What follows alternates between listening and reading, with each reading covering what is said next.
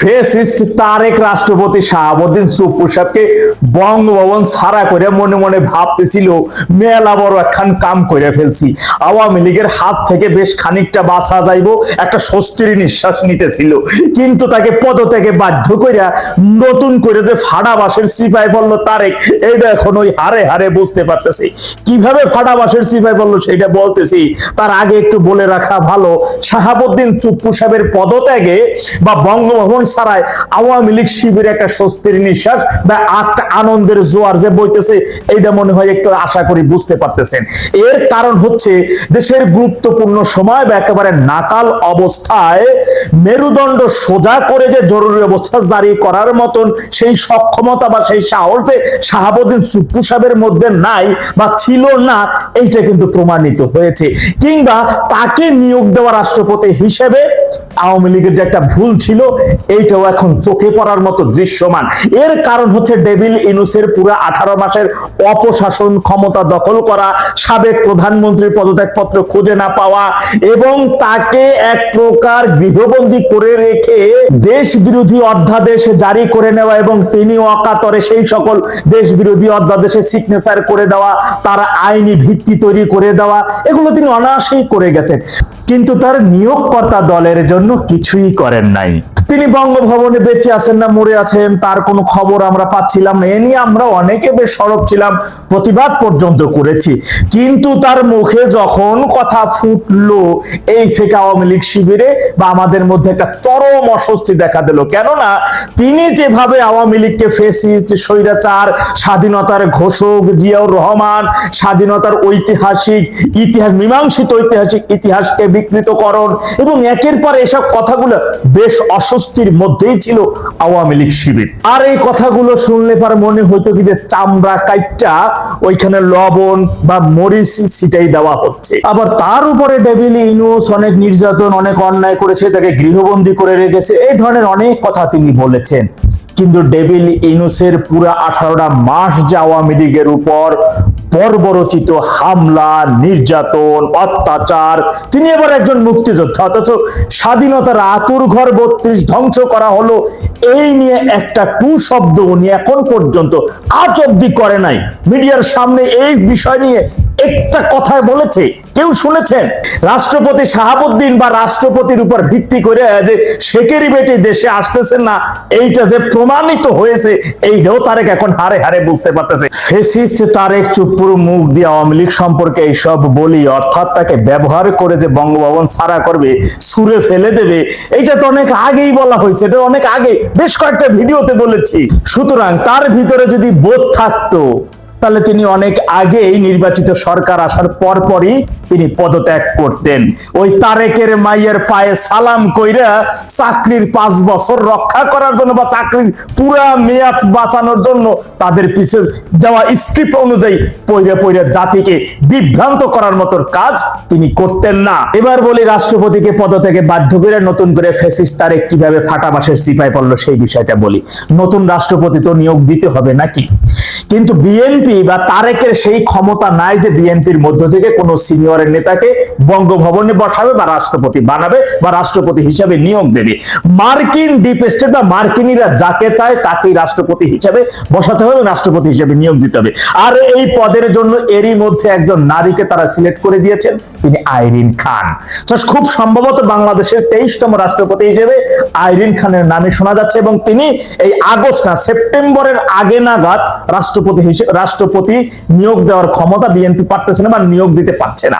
এমনকি এই নারী একজন দ্বৈত নাগরিক, তাকে এই মুহূর্তে মার্কিনীদের নাগরিকত্ব ছাড়তে হবে এবং প্রেসিডেন্ট হিসেবে বাংলাদেশে বসতে হবে। তার জন্য তিনি তার যে নাগরিকত্ব ছাড়ার জন্য একটা সময় সাপেক্ষ সেই সময়টা তিনি নিচ্ছেন এবং সেইভাবে তিনি কাজও করতেছেন, এরই মধ্যে কাজ শুরু করে দিয়েছে। সুতরাং এই আগস্ট মাসে গেলেই সেপ্টেম্বরের মধ্যে মার্কিন ডিপ স্টেটের নিয়োগকৃত একজন নারীকে বাংলাদেশ প্রেসিডেন্ট হিসেবে বা রাষ্ট্রপতি হিসেবে পেতে যাচ্ছে, এটা এক প্রকার নিশ্চিত। আমি সাবেক রাষ্ট্রপতির বেশ কয়েকটা অডিও ক্লিপ শুনেছি এবং সেখানে তিনি তাকে গ্রেপ্তার এবং আটক করার সম্ভাবনা নিয়ে কথা বলছেন, প্রশ্নের উত্তর দিয়েছেন।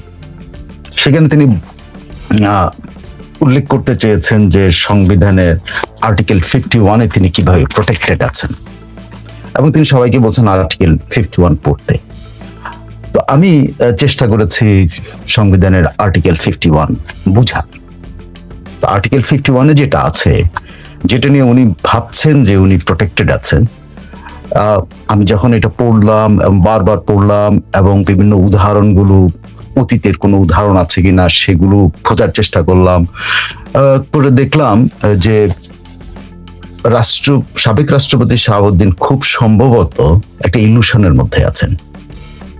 তার আর্টিকেল 51 নিয়ে ধারণাটা নিয়ে আমার ধারণা, মানে একটু যদি বিশ্লেষণ করে তাইলে মনে হয় ওনার ধারণাটা ঠিক নাই। আর্টিকেল 51 তাকে প্রোটেকশন দিয়েছে, কিন্তু কি কি প্রোটেকশন দিয়েছে সেটা আসলে আমরা যদি একটু খতিয়ে দেখি তাইলে আপনি বুঝতে পারবেন। আর্টিকেল 51 যেটা রাষ্ট্রপতির দায় মুক্তির কথা বলা হয়েছে, সেখানে আছে কি?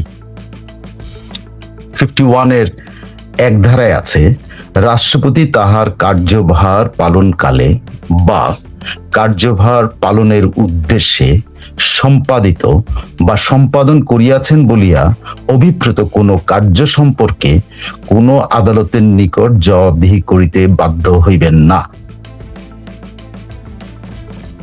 তবে এই দফা সংবিধানের 52 অনুচ্ছেদের অধীন রাষ্ট্রপতির বিরুদ্ধে অভিশংসন আইনের ক্ষেত্রে প্রযোজ্য হইবে না। তো রাষ্ট্রপতির ক্ষেত্রে অভিশংসনের প্রয়োজনে তিনি রিটায়ার করে গেছেন, কিন্তু আর্টিকেল 51 ওনাকে কি বলেছে এক্স্যাক্টলি আপনি যদি রাষ্ট্রপতি তাহার কার্যভার পালনকালে, মানে উনি যখন কাজ করেছেন অ্যাজ রাষ্ট্রপতি বা কার্যভার পালনের উদ্দেশ্যে, যখন উনি রাষ্ট্রপতি দায়িত্ব পালন করেছেন, সেটা পালনের উদ্দেশ্যে সম্পাদিত বা সম্পাদন করিয়াছেন বলিয়া, সম্পাদিত মানে যে কাজগুলো করেছেন বা যে কাজগুলো সম্পাদন করেছেন বলিয়া অভিপ্রেত কোনো কার্য সম্পর্কে, মানে ওই সময়কাল যা যা করেছেন রাষ্ট্রপতি হিসাবে, তাহা সম্পর্কে কোনো আদালতের নিকট জবাবদিহি করতে বাধ্য না। It is perfectly all right. মানে উনি যখন শপথ নিয়েছেন অ্যাজ রাষ্ট্রপতি, তখন থেকে উনি যে সময় পর্যন্ত রিজাইন করেছেন, যখন পর্যন্ত রাষ্ট্রপতি হিসেবে অধিষ্ঠিত ছিলেন, সেই সময়, সরি আমার মোবাইলটা পড়ে গেছিল, তো সেই সময় পর্যন্ত ওনার দায় মুক্তি আছে, প্রোটেকশন আছে, সাংবিধানিক প্রোটেকশন আছে। এখন যদি আপনি যদি আর্টিকেল 52-তে কিভাবে বলেন, মানে 51-এর 2-তে যদি আমরা যাই, সেখানে কি আছে? রাষ্ট্রপতির কার্যকালীন 51-এর 51-2 ধারা, হ্যাঁ, রাষ্ট্রপতির কার্যকালীন সময়ে তাহার বিরুদ্ধে কোনো ফৌজদারি কার্যধারা দায়ের বা অব্যাহত রাখা যাইবে না, এবং তাহাকে গ্রেপ্তার বা আটক করার জন্য কোনো আদালত হইতে পরোয়ানা জারি করা যাবে না। এটা হলো তার রাষ্ট্রপতি থাকা অবস্থায়। রাষ্ট্রপতি থাকা অবস্থায় তার বিরুদ্ধে কোনো ফৌজদারি কার্যধারায় মামলা দায়ের করা যাবে না, এবং তাকে গ্রেপ্তার বা আটক করার জন্য কোনো আদালত পরোয়ানা জারি করতে পারবে না। কিন্তু উনি যখন আর রাষ্ট্রপতি নাই, তখন কি উনি প্রোটেকশন পাচ্ছেন? এটাই প্রশ্ন। আমি আস্তে আস্তে বিশ্লেষণ করব। তো এখন আসেন, ও এই 51 ধারার আরো একটা আছে, সেটা হলো 51(3). রাষ্ট্রপতির ব্যক্তিগত ক্ষমতায় সম্পাদিত, ব্যক্তিগত শব্দটা কিন্তু ব্যক্তিগত, নট রাষ্ট্রপতি, রাষ্ট্রপতি হিসাবে না, রাষ্ট্রপতির ব্যক্তিগত ক্ষমতায় সম্পাদিত বা সম্পাদন করিয়াছেন বলিয়া অভিপ্রেত কোনো কার্য সম্পর্কে প্রতিকার দাবি করিয়া তাহার বিরুদ্ধে কোনো দেওয়ানি কার্যধারা তাহার কার্যকালীন সময় কোনো আদালতে দায়ের করা যাইবে না। তিনি ব্যক্তিগত কোনো কাজ করলেও, যেমন ধরেন উনি একটা জমি কিনলেন, বা উনি কারোর সাথে ব্যক্তিগত কোনো চুক্তিতে গেলেন, অনেক চুক্তি হয় না, আপনাকে এটা দেবো, আপনাকে এই করবো, বা আপনার সাথে কোনো একটা চুক্তিতে গেলেন, সেই ব্যক্তিগত চুক্তির ক্ষেত্রেও কিন্তু তার সম্পর্কে আদালতে যাওয়া যাবে না। এটা দেওয়ানি হতে পারে, মানে আমি বলছি জমি জমা এটা সেটা বিভিন্ন, এটা ব্যক্তিগত, মানে উনি রাষ্ট্রপতির কাজের বাইরে উনি কাজ করেছেন, যেমন ধরেন উনি একটা ঘড়ি কিনেছেন, সেই ঘড়িতে যে ওয়ারেন্টিটা আছে বা যেটা আছে সেটার জন্য, বা উনি ওইখানে কোনো এই ঘড়ির পেমেন্টের ক্ষেত্রে ইনস্টলমেন্ট আসলো, সেই ইনস্টলমেন্ট দেওয়ার ক্ষেত্রে উনি কোনো ঝামেলা করলেন কিনা সেটা নিয়ে ওনার বিরুদ্ধে কিন্তু মামলা করা যাবে না, মানে কোনো রকম ব্যক্তিগত কাজের জন্য করা যাবে না। কিন্তু করা যাবে তখন যদি তাহাকে করা যাবে না একটা, আবার করা যাবে কেমনে, করা যেতে পারে উনি যদি ব্যক্তিগত কোনো চুক্তি করে থাকেন সেটা যদি উনি লঙ্ঘন করেন, তাহলে সেই ক্ষেত্রে কি কেমনে করা যাবে, এইটা তাকে 2 মাস পূর্বে একটা লিখিত নোটিশ দিতে হবে। মানে ওনাকে ওনার মানে টেনিয়রের সময় উনি যখন রাষ্ট্রপতি অবস্থায় আছেন সেখানে ওনাকে 2 মাস আগে লিখিত নোটিশ প্রদান করতে হবে, এবং তার এই নোটিশের কার্যধারার প্রকৃতি তাকে জানাতে হবে, এবং সেখানে পরিষ্কারভাবে যিনি এই দাবি করছেন সেই দাবিদারের নাম থাকতে হবে, এটার কারণ জানা দিতে হবে, বিবরণ থাকতে হবে, এবং যে দাবিদার তার বাসস্থানের ঠিকানা দিতে হবে, সবকিছু দিতে হবে, এবং কি প্রতিকার চান সেটাও ওখানে উল্লেখ থাকতে হবে। তাহলে কিন্তু আদালতে উনি যেতে পারবেন। মানে 2 মাস আগে যদি নোটিশ দেন এবং এই সব সমস্ত শর্ত পূরণ করে, তার মানে রাষ্ট্রপতি থাকাকালীন সময়ও তিনি যদি ব্যক্তিগত কোনো চুক্তির ভিতরে যান, সেই ব্যক্তিগত চুক্তি বাস্তবায়নের ক্ষেত্রে যদি কোনো ত্রুটি করেন বা অনীহা প্রকাশ করেন বা উনি শর্ত থেকে বেরিয়ে আসেন, তাহলে তাকে 2 মাস পূর্বে নোটিশ দিয়ে কিন্তু তার বিরুদ্ধে আদালতে যাওয়া যাবে। দেওয়ানি আদালতে, ক্রিমিনাল আদালতে, ফৌজদারি আদালতে, সব জায়গায় যাওয়া যাবে। তাহলে কি দাঁড়ালো, রাষ্ট্রপতির প্রোটেকশন আছে কোন জায়গাটাকে? আমি 3টা ধারাই আপনাকে বললাম, 51 1 2 3 একে আছে ওনার প্রোটেকশন আছে কখনকার, ওনার সময়কালীন সময় উনি যতগুলি কাজ করেছেন সে কাজগুলোর জন্য। কি কাজ? রাষ্ট্রপতি হিসাবে কাজ, মানে রাষ্ট্রপতির কাজ করার জন্য যেসব, যেমন ধরেন অনেকে বলতে চাইবে যে উনি যে এখন বলছেন, হঠাৎ করে এসে বলছেন, এর আগে এই প্রশ্নগুলি অনেকবার উঠেছে কিন্তু উত্তর দেন নাই, সেটা হলো যে উনি সুপ্রিম কোর্টের কাছ থেকে একটা চেয়েছিলেন, ওই অস্থায়ী সরকার গঠন করার, ইন্টারিম গভর্নমেন্ট গঠন করার জন্য উনি একটা পরামর্শ চেয়েছিলেন, এবং সেই পরামর্শ অনুসারে উনি কিন্তু সাংবিধানিক ধারাবাহিকতা রক্ষা করেছেন। এখন যদি কখনো প্রমাণ হয় যে সুপ্রিম কোর্ট আসলে এরকম, যেটা চ্যালেঞ্জ হয়েছে, সুপ্রিম কোর্টে চ্যালেঞ্জ হয়েছে যে এই ধরনের সুপ্রিম কোর্ট আসলে কোনো মতামত দেয় নাই, কারণ সুপ্রিম কোর্টের বিচারপতিরা তখন পলাতক ছিলেন এবং 2জন ছিলেন, এটা স্বীকৃত 2জন ছিলেন ক্যান্টনমেন্টে। সো ক্যান্টনমেন্টে গিয়ে হয়তো ওনাদের থেকে সাইন আনা যেতে পারে, কিন্তু ওনাদের মধ্যে এমন কোনো অ্যারেঞ্জমেন্ট করা সম্ভব ছিল না যে ওনারা ইভেন অনলাইনে বসে মিটিং করতে পারেন, সেরকম অ্যারেঞ্জমেন্ট, কারণ ওনারা পলাতক ছিলেন, কারো কোনো ঠিকানা ছিল না, আর 2জন তো সেনা নিবাসে আশ্রয় নিয়েছিলেন। তো সেক্ষেত্রে যখন এগুলো চ্যালেঞ্জ হয়েছে, কিন্তু উনি ওখানে প্রোটেকশন পাবেন, মানে তার ওই সময়কালে উনি এই যে এখন যদি মিথ্যা কথাও বলেন, এটা কিন্তু প্রোটেকশন আছে। এখন উনি সত্য কথা বলছেন না মিথ্যা কথা বলছেন, এটা আদালতে উঠবে, কিন্তু আমার প্রোটেকশন আছে। প্রোটেকশনটা কি? উনি ওই কাজটা যে করেছেন সাংবিধানিক ধারাবাহিকতা রক্ষা করার জন্য এজ রাষ্ট্রপতি, ওখানে যদি কোনো ক্রাইম হয়ে থাকে, মানে উনি যদি কোনো অন্যায় করে থাকেন, ভুল করে থাকেন, ত্রুটি করে থাকেন, বা এখানে ওনাকেও যদি কেউ ভুল পথে পরিচালিত করে থাকে, এই যে উনি যে চিঠিটা সুপ্রিম কোর্টের কাছে যে মতামত চেয়ে জানিয়েছে, এইটা যদি ভুয়া হয়ে থাকে বা এইটাও যদি সুপ্রিম কোর্টে আসলে নাও দিয়ে থাকে, এগুলো কিন্তু চ্যালেঞ্জ করা যাবে না, তার কর্মকাণ্ড চ্যালেঞ্জ করা যাবে না, এটা করতে পারবে না। সো ওনার ওই কর্মকাণ্ড যদি ভুল হয়ে থাকে, ত্রুটিপূর্ণ হয়ে থাকে, উনি যদি ত্রুটিপূর্ণ পদ্ধতিতে মতামত নিয়ে থাকেন বা মতামত নেওয়াটাও ত্রুটিপূর্ণ হয়ে থাকে, এই সব কিছুর জন্য উনি প্রোটেক্টেড। বাট কারা প্রোটেক্টেড না? সেক্ষেত্রে রাষ্ট্রপতি প্রোটেক্টেড, কিন্তু যারা এই কর্মগুলি সম্পাদন করেছেন তারা কিন্তু প্রোটেক্টেড না, তারা কিন্তু অপরাধী হিসেবে চিহ্নিত হতে পারেন, কারণ তারা একটা ভুয়া জিনিস রাষ্ট্রপতির কাছে পৌঁছাইছেন, সে ধরনের এটা ভুয়া, সে ধরেন বিচারপতিরা এটা করে না, তাহলে কিন্তু কি দাঁড়াবে, বিচারপতিরা এটা করে না, সো ওই কর্মগুলি যারা সম্পাদন করছে তারা কিন্তু অপরাধী হয়ে যাবে, কিন্তু রাষ্ট্রপতি প্রোটেক্টেড থাকবেন। কেন প্রোটেক্টেড থাকবেন? কারণ উনি যে উদ্দেশ্যটা করতে চেয়েছেন সেই উদ্দেশ্যটা উনি সফল হয়েছেন, প্লাস ওটা রাষ্ট্রপতির কাজই ছিল, তার মতামত নেওয়া তার কাজ, এবং মতামত নিয়ে উনি মতামতের ভিত্তিতে যে কাজটা করেছেন সেটা রাষ্ট্রপতি হিসেবে দায়িত্ব পালন, সো ওইটা প্রোটেক্টেড। উনি যদি ওখানে কোনো ক্রাইমও হয়ে থাকে, উনি protected, but other people are not protected. আমি আপনাদের বুঝাতে পেরেছি কিনা আমি জানি না, আপনারা অবশ্যই কমেন্ট করে আমাকে জানাবেন। এই যে এই প্রোটেকশনটা ওনার আছে রাষ্ট্রপতি থাকাকালীন। এখন রাষ্ট্রপতি থাকাকালীন সময় ওনাকে দুইয়ে বলা আছে রাষ্ট্রপতি থাকাকালে উনি তার বিরুদ্ধে কোনো ফৌজদারি মামলা দায়ের করা যাবে না, এই যাবে না, সেই যাবে না, কোনো কিছু করা যাবে না। তো উনি তো এখন রাষ্ট্রপতি নাই, তো উনি ওই প্রোটেকশন তো ওনার এখন আর নাই।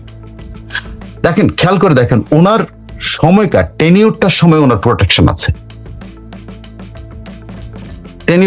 টেনিউরের পরে ওনার কিন্তু প্রোটেকশনটা, ওই সময়ের কালে কোনো ফৌজদারি আদালতে ওনার বিরুদ্ধে যাওয়া যাবে না। কিন্তু ওই সময় যদি উনি কোনো ফৌজদারি অপরাধ করে থাকেন সেটার জন্য যাওয়া যাবে না। এটা তো সংবিধানের কোথাও এরকম নাই যে ওই সময় রাষ্ট্রপতি থাকাকালীন উনি এমন কিছু করলেন যেটা রাষ্ট্রের মানে ফৌজদারি অপরাধ, ওই সময় ওনার জন্য আদালতে যাওয়া যেত না। উনি ব্যক্তিগত অসদাচরণ করলেন, সেটার জন্য আদালতে যাওয়া যেত না। কিন্তু এখন যাওয়া যাবে না এটা তো না। ওই সময় যদি কোনো ব্যক্তিগত অসদাচরণ করে থাকেন সেটার জন্য যাওয়া যাবে। ঠিক আছে, মানে সংবিধানের এটাই হলো ব্যাখ্যা, যেটা সংবিধানের মধ্যে আছে।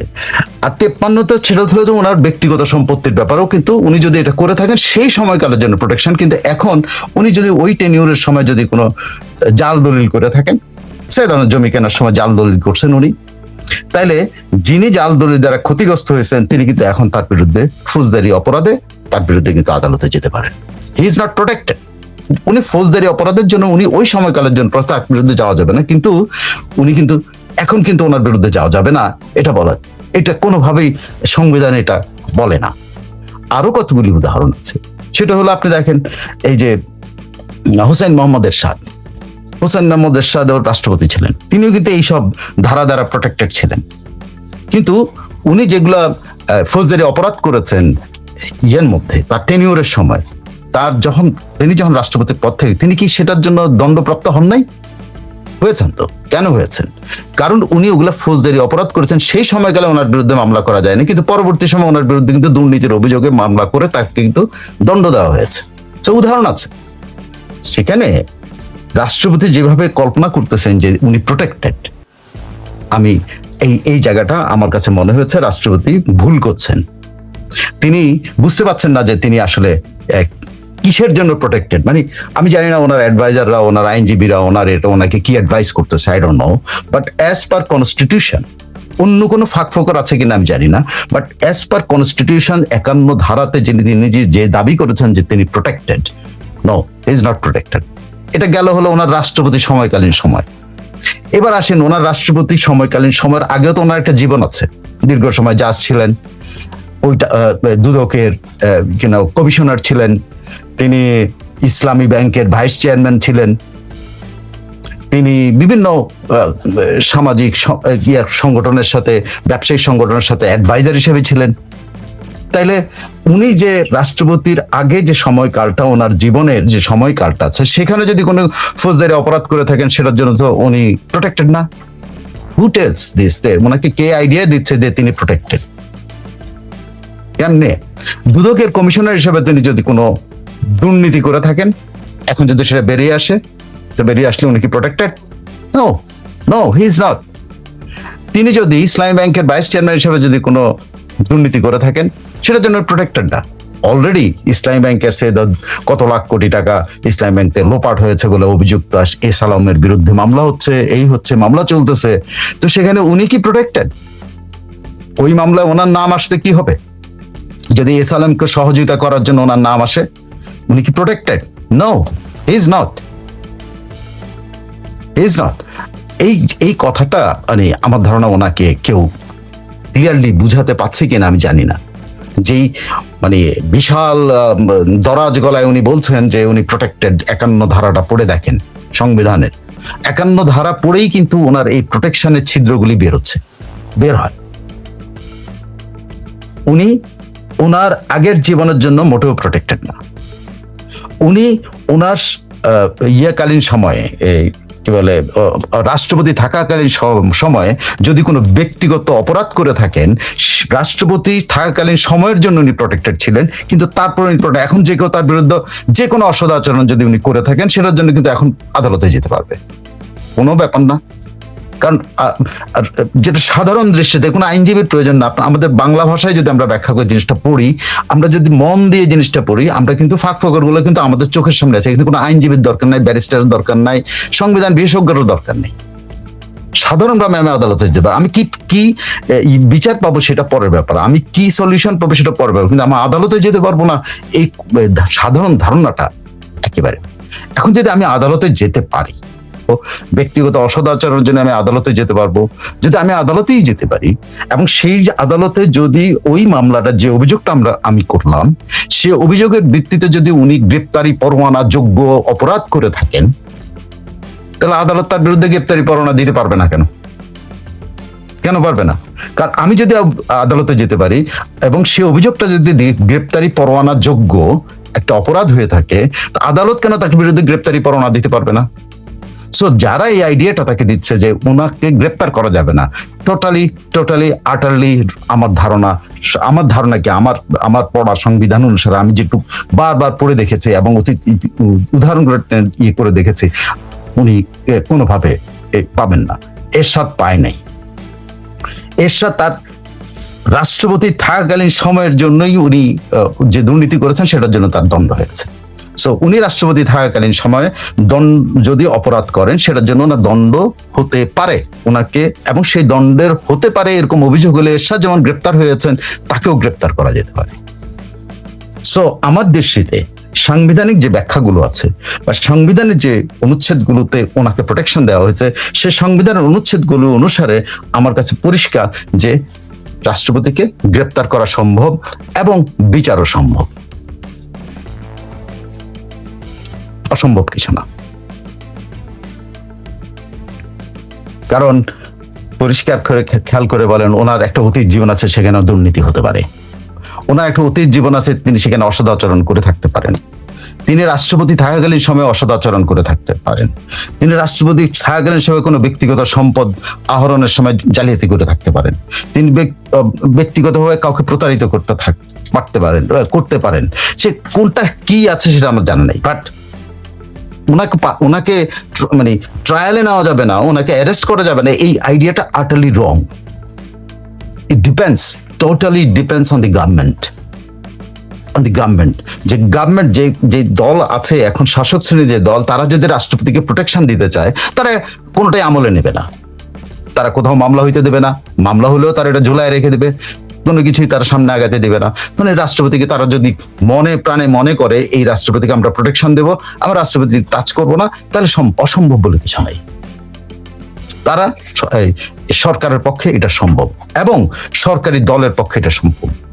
আমার ধারণা যে জামাতে ইসলামী বা এনসিপি যে দাবিগুলো করছে, তারা কিন্তু আইনের ব্যাখ্যা নিয়ে দাবি করতেছে, তারা কিন্তু আইনের কোনো অপব্যাখ্যা করছে না। তাদের উদ্দেশ্য কি বা তাদেরকে আমি সমর্থন করি না কিনা এগুলা বিষয় না, বিষয়টা হলো তারা কিন্তু আইনের ব্যাখ্যা নিয়ে কিন্তু বলছে ইট ইজ পসিবল। সাবেক রাষ্ট্রপতি শাহাবুদ্দিনকে আটক করা সম্ভব, সাবেক রাষ্ট্রপতি শাহাবুদ্দিনকে আদালতের কাঠগড়ায় নেওয়া সম্ভব, সাবেক রাষ্ট্রপতির বিরুদ্ধে সব ধরনের প্রসিডিং সম্ভব। শুধু সম্ভব না, তিনি প্রোটেক্টেড। উনি রাষ্ট্রপতি থাকাকালীন রাষ্ট্রপতির কার্যকালে রাষ্ট্রপতির দায়িত্ব হিসাবে যে কাজগুলো করেছেন, সেখানে কোনো ভুল হয়ে থাকলে সেটার জন্য তাকে কোশ্চেন করা যাবে না। যেমন যেটা আমি উদাহরণ দিলাম, যে জালিয়াতিটা মানে সন্দেহ করে সুপ্রিম কোর্টের বহু আইনজীবী, যে সুপ্রিম কোর্টের থেকে যেই মতামতটা উনি নিয়েছেন ইন্টারিম গভর্নমেন্ট করার জন্য, সেখানে জালিয়াতি হয়েছে, সেখানে এই সব বিচারপতি অ্যাভেলেবেল ছিলেন না এবং সেখানে কোনো মিটিং হয় নাই। সেই যে মতামতের ভিত্তিতে যে অন্তর্বর্তী সরকার গঠন করেছে, সেই মতামতটা যারা দিয়েছেন সেটা আইনসঙ্গত ছিল না, সেটা বৈধ পথে হয় নাই বা অবৈধ পথে যেটাই হোক না কেন, ওনার উদ্দেশ্য ছিল ওনার একটা মতামত পাওয়া। উনি মতামতটা পেয়েছেন, কারণ উনি তো দাঁড়ে দাঁড়ে যাবেন না, উনি রাষ্ট্রপতি, উনি অর্ডার করেছেন আমার মতামত আনে দাও। তারা আইনে দিচ্ছে, তারা ভুয়া আইনে দিচ্ছে না কি আইনে দিচ্ছে, এটার জন্য রাষ্ট্রপতি দায় দায়িত্ব নেই। রাষ্ট্রপতি একটা মতামত পেয়েছেন, সেই মতামতের ভিত্তিতে উনি ইন্টারিম গভর্নমেন্ট করেছে। সো ওইখানে একমাত্র রাষ্ট্রপতি প্রোটেক্টেড যদি ওখানে জালিয়াতিও হয়ে থাকে। ওই জালিয়াতির জন্য যারা ওই জালিয়াতি করেছে তারা দায়ী হবে, রাষ্ট্রপতি না। So he is protected over there, but otherwise he is not protected for his past or his crime, even in his tenure, যদি উনি কোনো ক্রাইম করে থাকেন। অসদাচরণ হতে পারে, ব্যক্তিগত এটা হইতে পারে, জমির দলিলে জালিয়াতি করতে পারেন, অমুক জায়গায় টাকা পয়সা দেনা নাও দিতে পারেন, সে ধরনের রাষ্ট্রপতি কোথাও দেনা আছেন, তাই না? তো উনি রাষ্ট্রপতি থাকাকালীন কি দেনাটা শোধ করতে হবে না তাকে? সিম্পলি আমি সিম্পলি ব্যাখ্যা আপনাদের, যদি উনি কারো কাছে দেনা থাকেন এবং উনি দেনা যদি পরিশোধ না করে থাকেন, সেই দেনার জন্য কি কেউ তার বিরুদ্ধে যেতে পারবে না আদালতে? অবশ্যই যেতে পারবে।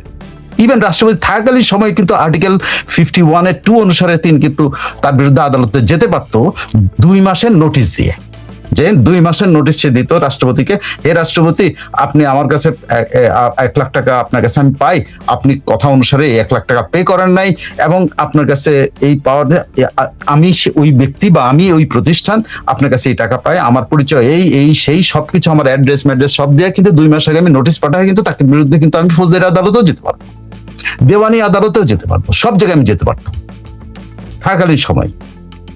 So the people who are advocating or who are advising our former President Shahabuddin Chuppu, they are wrong in my opinion.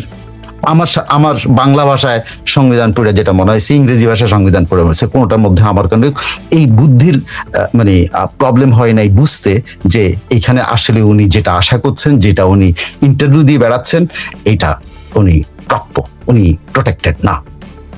I am sorry যে এত এরকম একটা মানে কঠিন বিষয়, কঠিন মানে কি রাষ্ট্রপতির সামনে একটা কঠিন পরিস্থিতি আসছে। কেন আপনি নিশ্চিত থাকেন, বিএনপি সরকার যদি ওনাকে প্রোটেকশনও দেয়, দেয়ার উইল বি সামওয়ান, কোনো এক সময় উনি যদি বেঁচে থাকেন, ইসলামী ব্যাংকের জন্য ওনার বিরুদ্ধে মামলা হবে, কারণ ইসলামী ব্যাংকের মামলাগুলি তাজা। কি হবে রেজাল্ট আমি জানি না। যদি এসালামের বিরুদ্ধে মামলা হয়, তাহলে উনি ওই ব্যাংকের ভাইস চেয়ারম্যান ছিলেন এসালামের দুর্নীতির সময়, তাহলে উনি কি ভাইস চেয়ারম্যান থাকা অবস্থায় উনি কি দুর্নীতির সাথে উনি কি ওনার ইনভলভমেন্ট নাই? যে যদি ওই এসালাম যে ভুয়া যে বলা হচ্ছে যে ভুয়া লোনগুলি নিয়েছে, এসালাম যে পুরা ইসলাম ব্যাংক ফাঁকা করে ফেলছে, সেই প্রক্রিয়ার সাথে যে ফান্ডিং তসরুপের যে অভিযোগগুলো আছে, সেই অভিযোগগুলো কি সাবেক রাষ্ট্রপতি শাহাবুদ্দিনের নাম আসবে না? কারণ ওই সময়কালে উনি ভাইস চেয়ারম্যান ছিলেন। He is not protected over there. তাকে উনি ফুলস প্যারাডাইজে আছেন, বোকার স্বর্গে বসবাস করছেন। আমাদের সাবেক রাষ্ট্রপতি বোকার স্বর্গে বসবাস করছেন। উনি হয়তো করোনা পাইতে পারেন, ওনার কি একটা রোগ, নাম ওইটা আমি ভালো করে বুঝিও না, ওনার নার্ভের কি একটা প্রবলেম, যেটার কারণে অচেতন হয়ে যান। তার জন্য আমি প্রার্থনা করি যে উনি সুস্থ হন, উনি চিকিৎসা করাবেন, এই করবেন, অনেক পরিকল্পনা তার, সুস্থ হন। কিন্তু উনি যে আশা নিয়ে মনে করছেন যে উনি free, he is not free at all.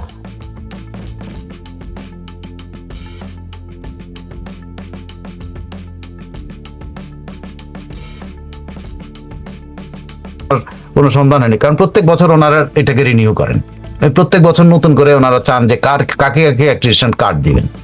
হ্যাঁ, তো দুর্ভাগ্যজনক হলো যে এই অ্যাক্টিভেশন কার্ডকে আমাদের সমাজের মধ্যে বা আমাদের সাংবাদিক সমাজের মধ্যে একটা মর্যাদার হিসেবে দেখে, যে এটা হ্যাঁ, যে এটা থাকলে উনি মর্যাদাবান। এই জন্য এই কার্ড যারা ধারী আছেন তারা তাদের দাড়ি না থাকতে পারে, কিন্তু কার্ড ধারী আর কি ওনারা, তার মধ্যে আমিও একজন ছিলাম আর কি।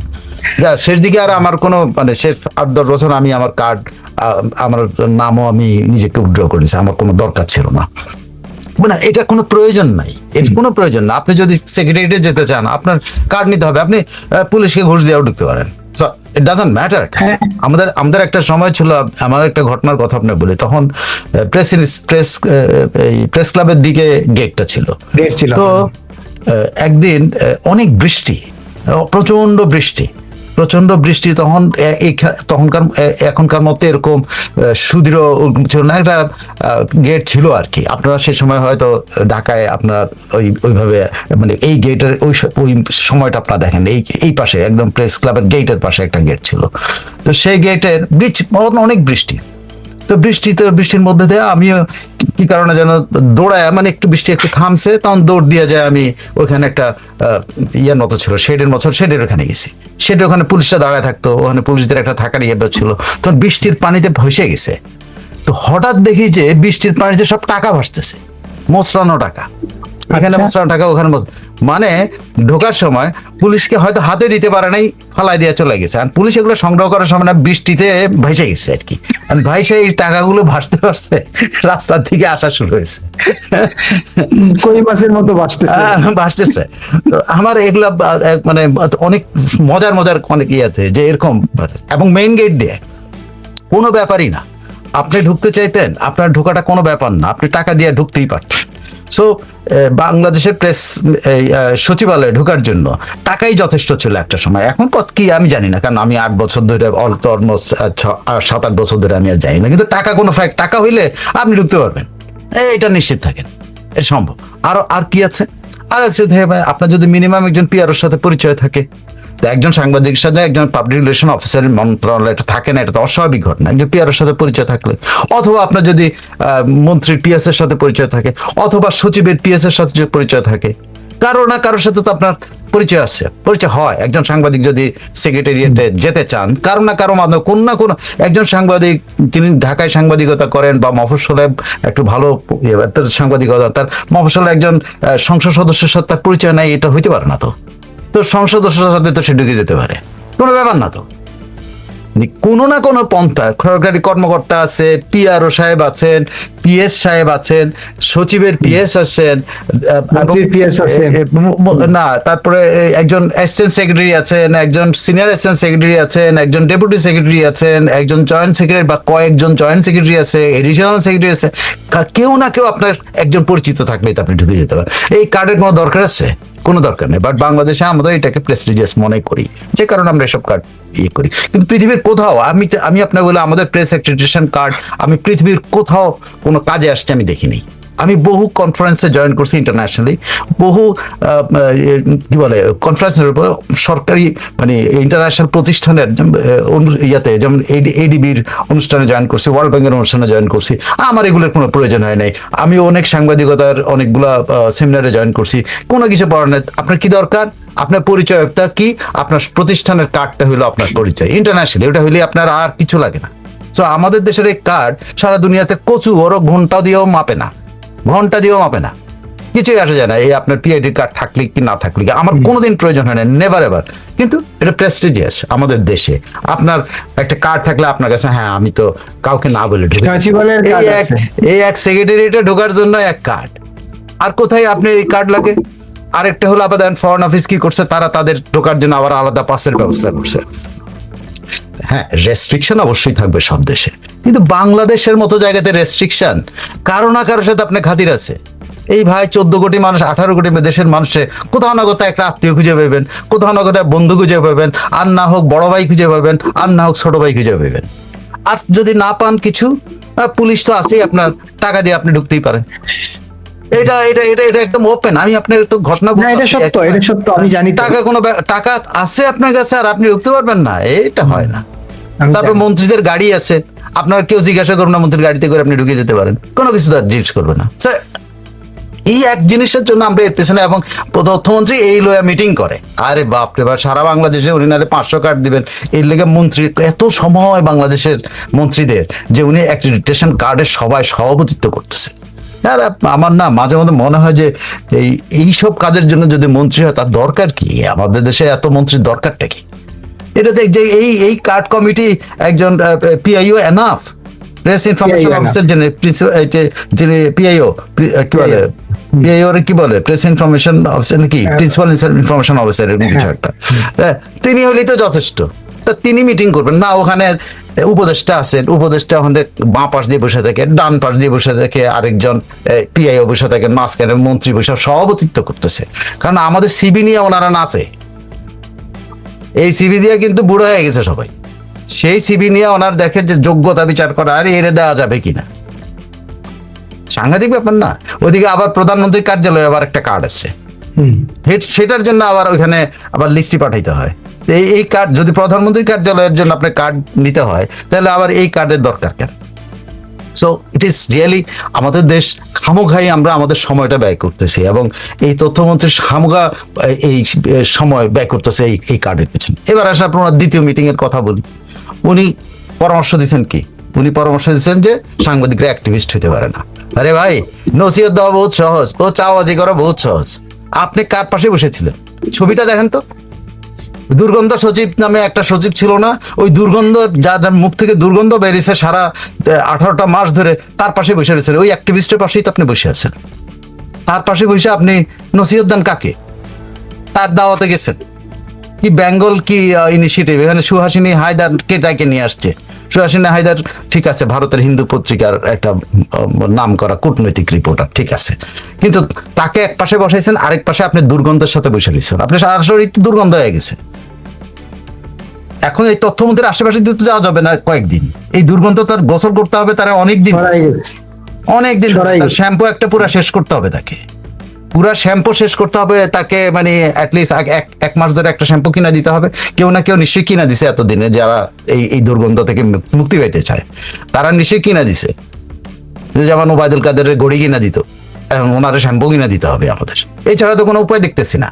আপনি আমার তরফ থেকে একটা শ্যাম্পু উপহার দিয়ে দিন আমাদের তথ্যমন্ত্রীর, তারপর তাকে একটা টুথপেস্ট উপহার দিন, যাতে দাঁত ব্রাশ করতে পারে, কারণ ওই দুর্গন্ধ তার সারা শরীরের মধ্যে, দাঁতের ভিতরে, মুখের ভিতরে, সব জায়গায় গেছে, তাই না?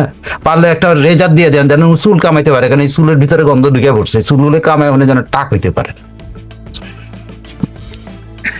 আমার প্রস্তাব, আপনি যদি পারেন আমার পক্ষ থেকে তথ্যমন্ত্রীর একটা বড় ধরনের 1 লিটারের একটা শ্যাম্পু পাঠায় দেন, একটা লম্বা 500 গ্রামের একটা টুথপেস্টের একটা পাঠায় দেন, কোলগেট পারলে যেমনি পারেন বিদেশি একটু, তারপর পারলে একটা পারফিউম পাঠায় দেন, যাতে সে প্রত্যেকদিন দিতে পারে এই দুর্গন্ধ থেকে মুক্তি পাওয়ার জন্য। সেই দুর্গন্ধের পাশে বসে উনি নসিহত দেন, লজ্জাও করে না। আপনার এই তথ্যমন্ত্রী নিয়ে আজকে আলোচনা উঠেছে, শুনলে আমার কাছে মেজাজ খারাপ হয়ে যায়। যথাযথ তথ্য উপাত্ত ছাড়া কোনো তথ্য সংবাদ নয়, এইটা তো আমরা জানি না। এইটা তো জানি না, সংবাদ তো হয়েছে, উনি দুর্গন্ধের পাশে বসে রয়েছে, এটা সংবাদ নেই যে আমরা কথা বলতেছি। এটাই তো যথাযথ তথ্য, এটাই তো যথাযথ তথ্য। আচ্ছা, তিনি এই প্রোগ্রামটায় গেলেন, আমার মনে হচ্ছে এই প্রোগ্রামে দুর্গন্ধ অ্যাক্টিভিস্টের পাশে বসে থেকে বলে অ্যাক্টিভিজম করো, অ্যাক্টিভিজম কথা হলো অ্যাক্টিভিস্টের পাশে বসে রয়েছে, সে তারা স্বীকৃতি দিয়ে ওখানে বসে আছে। ছবি দেখছেন আপনি? ছবিটা দেখেন আপনার জনগণকে, আপনার দর্শকদেরকে আপনি পারলে ছবিটা দেখান, যে ছবিটা এই দেখেন ভাই, যে দুর্গন্ধের পাশে বসে থেকে আমাদেরকে দুর্গন্ধ মুক্ত থাকতে বলে।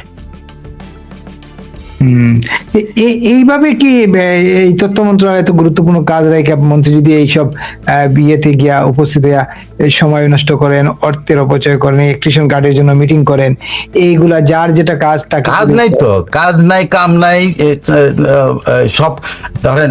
এই তারেক রহমান তার ক্যাবিনেটের ধরনটা যদি আপনি ধরেন, এইটা নিয়ে অনেক ডেপথে রিসার্চ হইতে পারে। কারণ তারেক রহমানের ক্যাবিনেট নিয়ে কিন্তু কোনো একদিন পিএইচডি হবে। কেন জানেন? তারেক রহমান ঘেরাও হইলো উপদেষ্টা দিয়া, উপদেষ্টার উপর দিয়া ছিল মন্ত্রীরা। খেয়াল করে দেখেন, উপদেষ্টারা ওনারা ঘেরাও করে রেখে দিচ্ছে, এবং ওদের সুবিধা দেখেন, মন্ত্রী আছে, উপদেষ্টা আছে, অমুক আছে, সব মানে মন্ত্রণালয় চালায়। আরে ভাই, মন্ত্রণালয় বাপ যদি 14টা থাকে, সে মন্ত্রণালয় চলে? এর তো 14টা করে বাপ আছে।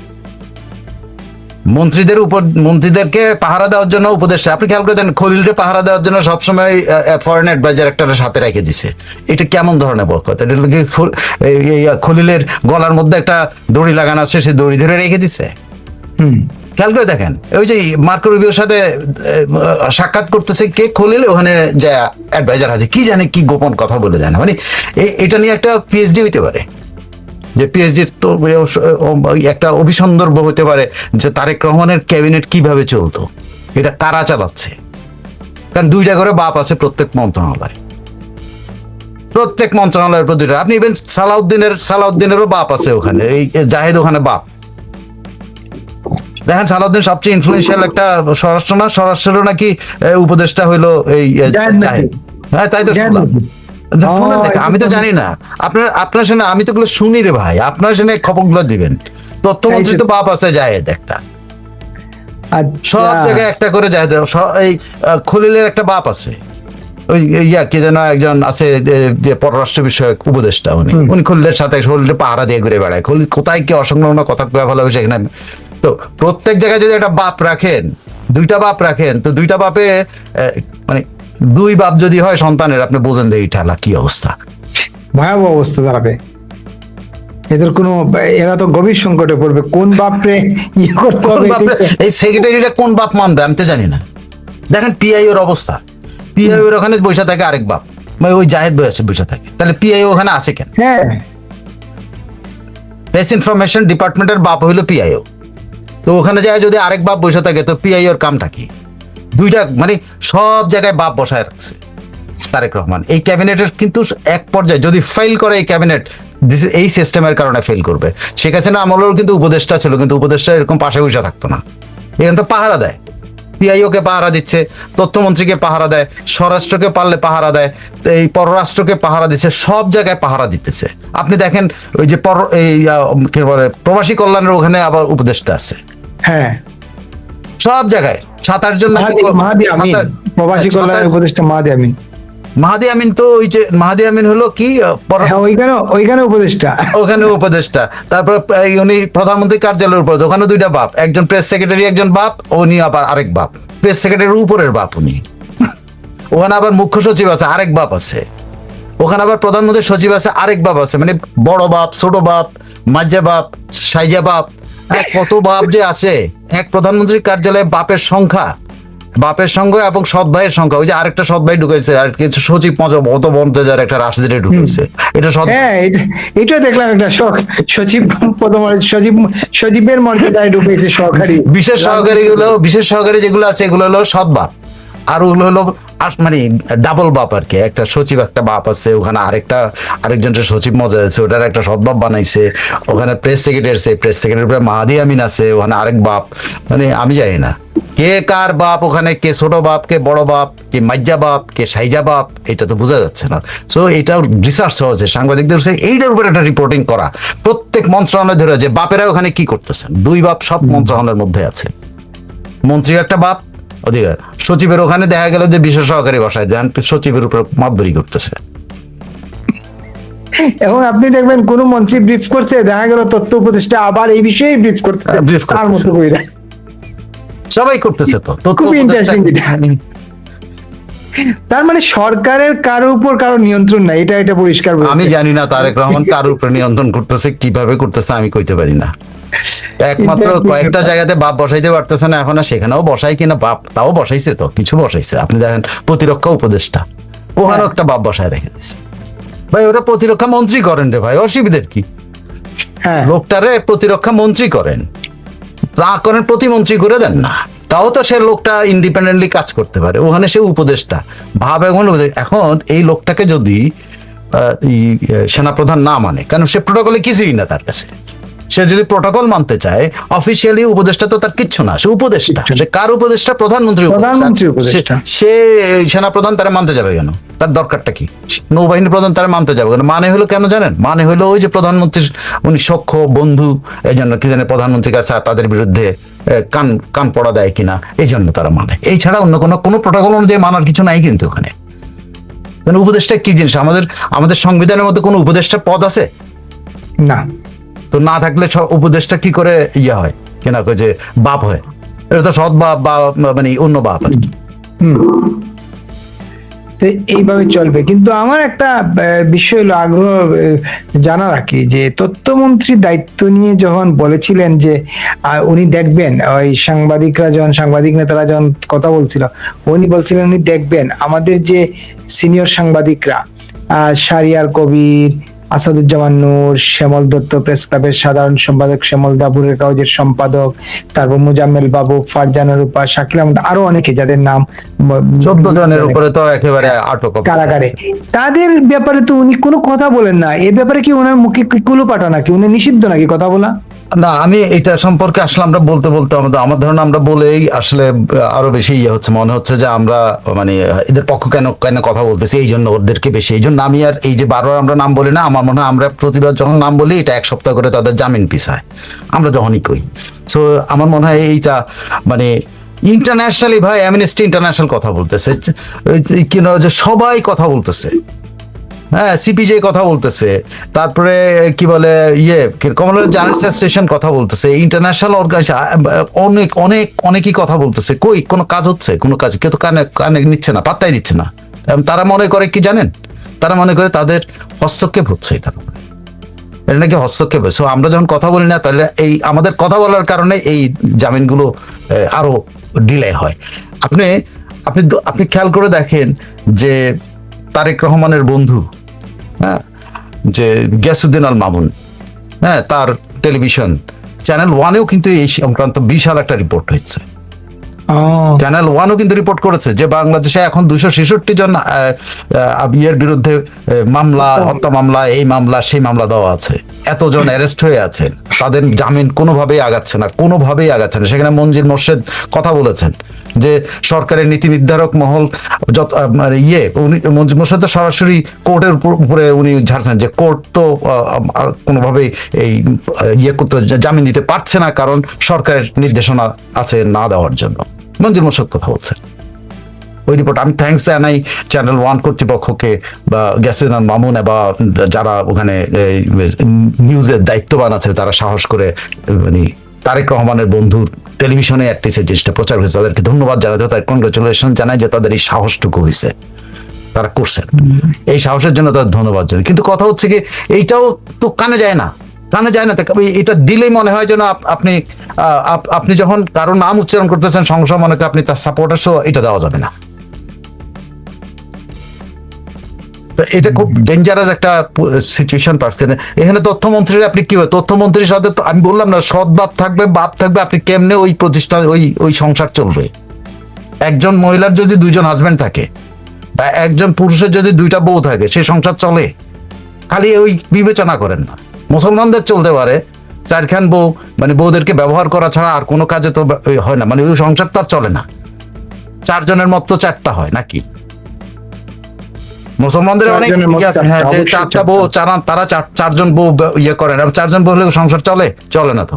কিন্তু তারা তো মনে করে তাদের ভোগের পণ্য, সেই জন্য বলে। কিন্তু এইভাবে আপনি প্রত্যেকটা মন্ত্রণালয়ে 2টা বাপ বসায় রাখছেন, তো সে সংসার চলবে কেমনে? একজন মহিলার 2টা হাজবেন্ড থাকলে, এই মন্ত্রণালয়কে যদি একজন মহিলা ধরেন আর 2টা করে বাপ ধরেন, আপনি সংসার চলবে?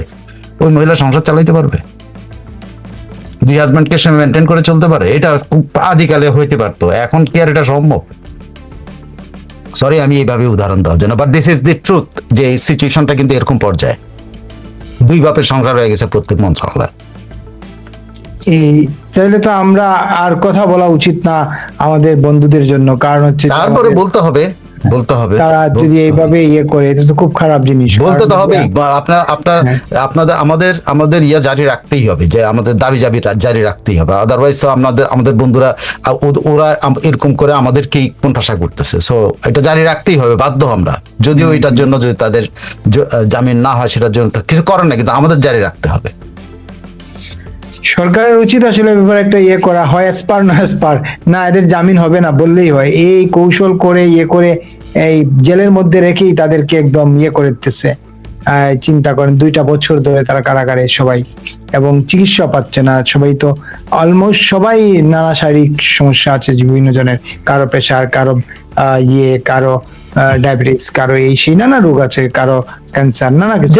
এইসব করোনা ভিক্ষা করেন না, না আমি বলছি এখানে বলা হলো করোনা ভিক্ষা, এখানে না আমি বলছি এরা চিকিৎসা পাচ্ছে না।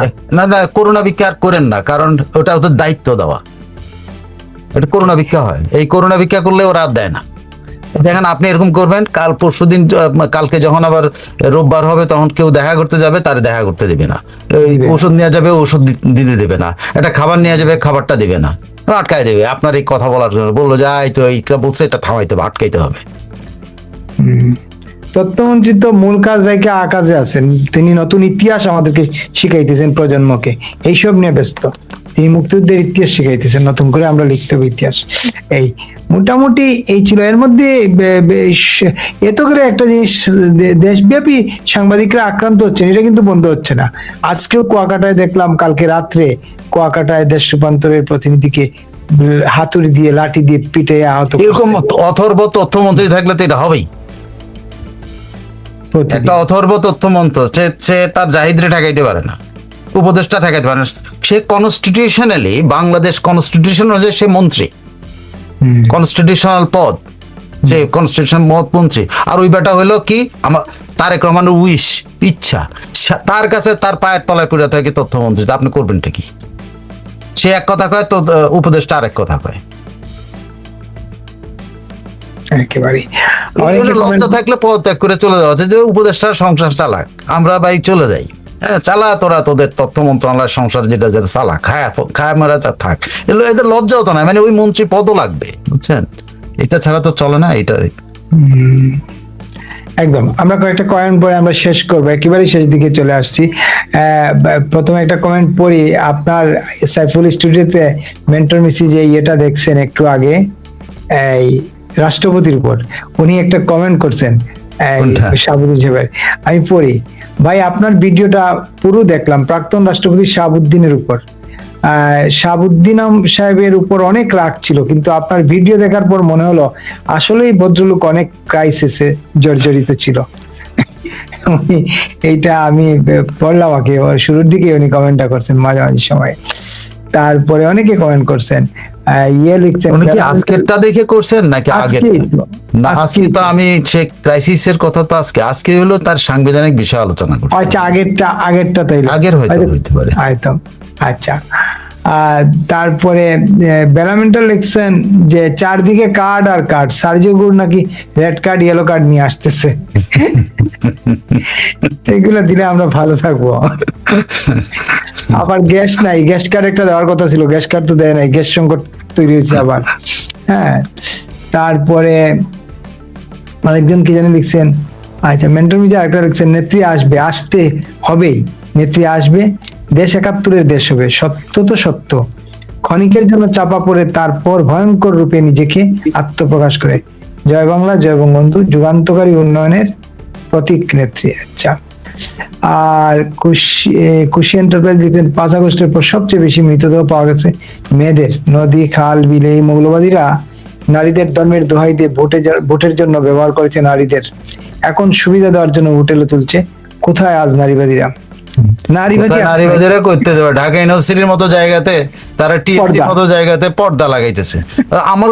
আমার একটা প্রস্তাব ছিল যে কেন এই টিএসসি তে পর্দা দিতে হবে, একেবারে পুরো ক্লাসের মধ্যে পর্দা দিয়ে দিতে হয়। কি কাম এখান থেকে একেবারে পর্দা দিয়ে দেবে ক্লাসে, টিচার একবার এই পাশে যাবে, একবার এই পাশে আসবে, টিচার একবার ওই পাশে যাবে, তারপরে এক পর্যায়ে আরো উন্নতি ঘটাইতে পারে।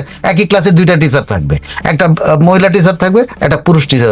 মেয়েদের কোনোভাবে পুরুষ টিচারের মুখোমুখি হওয়া যাবে, পুরুষের চেহারাও দেখা যাবে না, কারণ তো আল্লাহ জানে কিছু একটা তো হয়ে যেতে পারে, তাই না?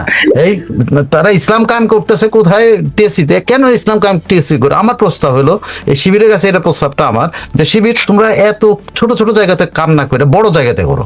তোমরা একেবারে সরাসরি ক্লাসরুমের মধ্যে পর্দা লাগাই দাও, একেবারে সরাসরি দুই পাশে, ছেলেরা মেয়েদের মুখ দেখতে পারো না, মেয়েরা ছেলের মুখ দেখতে পারো না, শেষ। ইয়ার মধ্যে করিডোরের মধ্যে পর্দা লাগাই দাও, এই এক সাইড দিয়ে চলবে মেয়েরা, আরেক সাইড দিয়ে চলবে ছেলেরা, কেউ কারো চেহারা দেখতে পারবে না, ব্যাস। ইউনিভার্সিটির ভেতরে রাস্তাগুলো দুইটা ভাগ করে ভালো, এক পর্দা দিয়ে দাও মাঝখান দিয়ে, এক পাশে মেয়েরা চলবে, আরেক পাশে ছেলেরা চলবে, এবং সবকিছু এটা করতে পারে, কোনো সমস্যা নেই, এটা হয়ে যাক না। সব জায়গায় রেজিস্টার বিল্ডিং এ ওখানে ছেলে মেয়ে একসাথে যায় সার্টিফিকেট জন্য অ্যাপ্লিকেশন করতে পারবো না, আলাদা আলাদা কাউন্টার করে দিতে হবে, একদম পুরো অর্ধেক করে দেয়। একটা হলো মেয়েদের রেজিস্টার বিল্ডিং, একটা ছেলেদের রেজিস্টার বিল্ডিং, বুঝছেন? একেবারে ভাগ করে। এবং শিক্ষক মন্ডলী, মেয়েদের শিক্ষক মন্ডলী মহিলা হবে, পুরুষদের শিক্ষক মন্ডলী পুরুষ হবে, এইভাবে ব্যবস্থা প্রত্যেক ইউনিভার্সিটিতে এটা করা উচিত। শিবিরকে এই জন্য অনেক ধন্যবাদ যে এই নির্লজ্জ ঢাকা ইউনিভার্সিটির স্টুডেন্টরা এগুলো মেনে নেয়, সেই নির্লজ্জদের উপরে এইটাও ইমপ্লিমেন্ট করা উচিত। এটা তাদের প্রাপ্য, এটা তাদের নির্লজ্জদের জন্য, নির্লজ্জদের।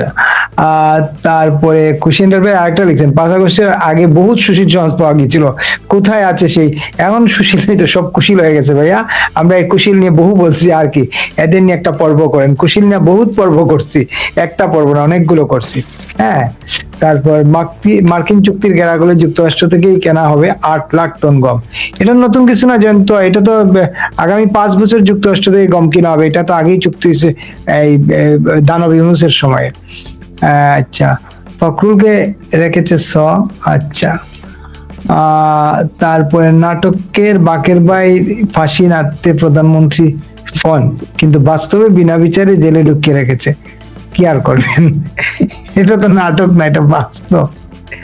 গ্যাস সংকট বাড়ছে, সারের আমদানি নির্ভরতা রাষ্ট্রায়ত্ত, 7 কারখানা 5টি বন্ধ, গ্যাসের সংকট দেখতেছি তো। মোটামুটি আজকে এই পর্যন্ত ছিল আমাদের ইয়েতে, এই ভিডিও আছে, এবং ময়না আহমেদ ভাই, তাহলে আমাদের ব্লেজার খলিল তাহলে কি সিটতে গেছিল? ব্লেজার খলিল মালদ্বীপ গেছে, মালদ্বীপের স্বাধীনতা দিবসে, আর সেদিন আসিয়ানের ইয়েতে গেছিল ফিলিপাইনের ম্যানিলায়। হ্যাঁ, এই আর কি। আচ্ছা, ক্যামেরা মুক্ত জামাতপন্থী পল্লী বানানো উচিত। সলিউশন লিখছেন ক্যামেরা মুক্ত জামাত পল্লী বানানো উচিত। একদম ঠিক বলছেন, তারা জানে না, ঘরে ঘরেই তারা করতে পারে। আমার তো ঘরে ঘরে, তাদের ঘরে ঘরে তারা তাদের এই পল্লী বানাতে পারে। সেটাই, তাদের নারীকে তো পল্লীর নারী মনে করে, আর কি ঘরে ঘরে বানাইতে পারে। কারণ ওই নারীরা তো এই পল্লীর কাজগুলোকে সমর্থন করে। আপনি খেয়াল করে দেখেন, এমপির বউ কিন্তু ওই তার তার থেকে 57 বছর বয়সের ছোট একটা মেয়ের সাথে যে সেই ফ্যাশন করছে, তার বউ কিন্তু এটা অ্যালাউ করতেছে। সো আপনি বুঝেন তাইলে আপনি কি আপনি নারী অধিকারের কথা বলেন, এই নারীর কি অধিকার আপনি দেখবেন, ওই মেয়েটার কি অধিকার দেখবেন যে মেয়েটা অল্প বয়স থেকে, মাত্র 11 বছর বয়সে ওই মেয়েটাকে প্রথম টাকা পয়সা দেয়, ছবি আসছে, ওই সময় থেকে তাকে কিনে নিছে। এবং ওই এলাকার লোকজনের কিন্তু রিয়াকশন আছে, এই মেয়েটার একটা হাজবেন্ডও আছে, অথচ সেই মেয়েটা কিন্তু এইগুলো করে যাচ্ছে। তো মেয়েটার রিয়াকশন, মেয়েটা যখন কথা বলে আপনি দেখেন কি পাকনা পাকনা কথা বলতেছে। আমার সমস্ত রেসপেক্ট সত্ত্বেও, মানে মেয়েদের জন্য রেসপেক্ট সত্ত্বেও আপনি খালি চিন্তা করেন ওদের অঙ্গনের মানুষগুলো কেমন। ওই মেয়েটাকে মনে করছে এটা খুব স্বাভাবিক ঘটনা, তার জন্য এটা খুব, তার একটা হাজবেন্ড আছে, সেটা কোনো এলাকাবাসী দিচ্ছে, তার হাজবেন্ড আছে, সেই হাজবেন্ড থাকা অবস্থায় কিন্তু এই লোক প্রত্যেক সময় ওই এলাকায় তাদের বাড়িতে যায়। এই এমপি যখন এমপি ছিল না তখন থেকেই।